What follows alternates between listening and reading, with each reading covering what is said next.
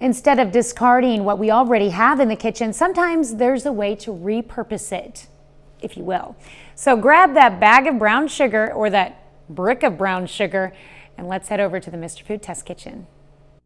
We've all been there. We reach for our brown sugar to make a batch of cookies and it's hard as a rock. Before you have a meltdown, I have a few tricks that'll help save the day. But first, let me tell you why brown sugar gets that way in the first place.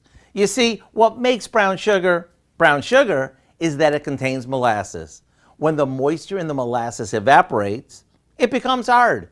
To prevent this from happening, you should either store your brown sugar in an airtight container or place a slice of bread in the bottom of a container, which will help keep it moist and soft.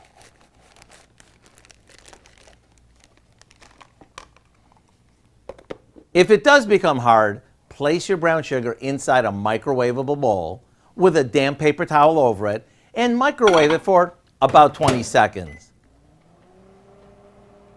Now that you know how to store and soften brown sugar, let me share a brown sugar snack cake recipe with you that is just heavenly. It's one of those cakes that as soon as you try it, you mark the recipe as a family favorite. And since it starts with a handful of pantry basics and is baked in just 30 minutes, it's perfect for an anytime dessert. To get the recipe for what we call our brown sugar snack cake, simply visit our website. I'm Howard with Kelly in the Mr. Food Test Kitchen, where today we discovered a brown sugar hack, resulting in a sweet way for you to say, ooh, it's so good.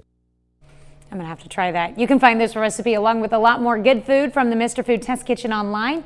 Just go to our website at KOAMnewsnow.com.